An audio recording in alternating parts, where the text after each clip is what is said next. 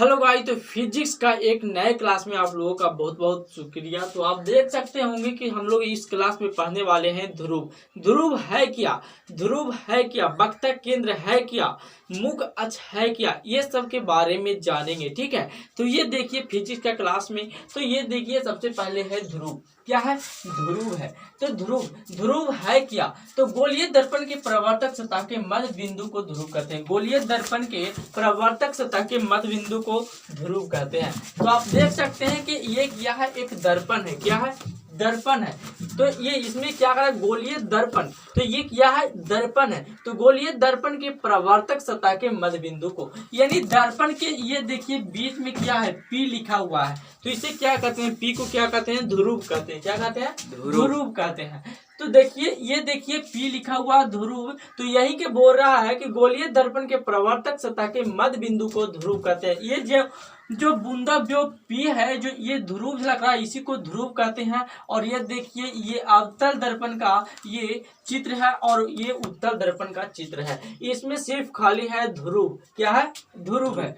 तो ध्रुव को पी से सूचित किया जाता है। ध्रुव को पी से सूचित किया जाता है। ये नोट में आता है वक्ता केंद्र। ठीक है, वक्ता केंद्र में है गोलीय दर्पण जिस गोले का बना होता है। गोलीय दर्पण जिस गोले का बना होता है उसी को कहते हैं वक्ता केंद्र कहते हैं। किसे कहते हैं? तो गोलीय दर्पण जिस गोले का बना होता है उसे क्या कहते हैं? तो वक्ता केंद्र कहते हैं। तो आप देख सकते हैं कि ये जो था, जो अवतल दर्पण उत्तल दर्पण, जिसके साइड में ये पारा है, क्या है? अवतल दर्पण ही है। ये क्या है? उत्तल दर्पण है। सिर्फ खाली इसके बीच में क्या है? तो वक्ता केंद्र। क्या है? वक्ता केंद्र है।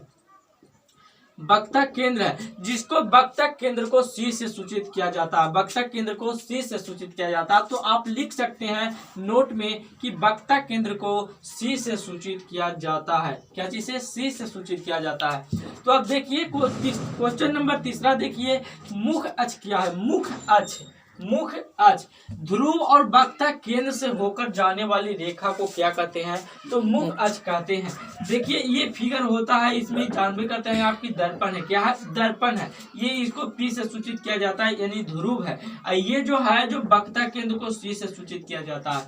तो इसमें क्या लिखा है? ध्रुव और वक्ता केंद्र से होकर जाने वाली रेखा को क्या कहते हैं? तो मुख अक्ष कहते हैं। यानी ध्रुव ये है और वक्ता केंद्र से क्या हो रहा है? गुजर कर जा रहा है, उस क्या कहलाएगा? मुख अक्ष कहलाएगा। जैसे में आप देख पाते होंगे कि ये देखिए अवतल दर्पण का चित्र है, ये उत्तल दर्पण का चित्र है।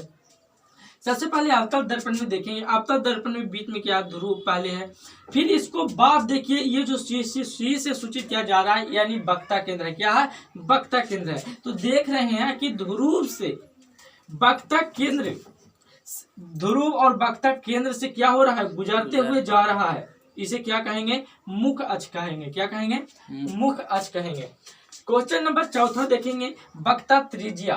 वक्ता त्रिज्या है क्या? तो वक्ता त्रिज्या देखिए, ध्रुव और वक्ता केंद्र के बीच की दूरी को, यानी ध्रुव और वक्ता केंद्र के बीच की दूरी को क्या कहते हैं? वक्ता त्रिज्या कहते हैं। जैसे में आप देख रहे हैं कि ये उत्तल दर्पण है। क्या है? उत्तल दर्पण है। अभी इसके बीच में क्या है? एक ध्रुव है। ध्रुव है ना, ये क्या है? अभी यानी वक्ता केंद्र है। तो इसमें क्या बोल रहा है? ध्रुव और वक्ता केंद्र के बीच की दूरी, यानी ये ध्रुव है, ये वक्ता केंद्र है, इसके जो बीच का दूरी है, जिसे क्या कहते हैं? तो वक्ता त्रिज्या कहते हैं। वक्ता त्रिज्या कहते हैं। क्या कहते हैं? वक्ता त्रिज्या। तो आप देख रहे होंगे ये फिगर में कि ये अवतल दर्पण का फिगर है, ये उत्तल दर्पण का फिगर है।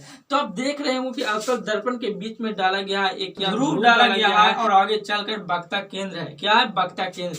तो जो ध्रुव और वक्ता केंद्र को जो बीच का दूरी है ना, उसी को कहते हैं वक्ता त्रिज्या। क्या कहते हैं? वक्ता त्रिज्या।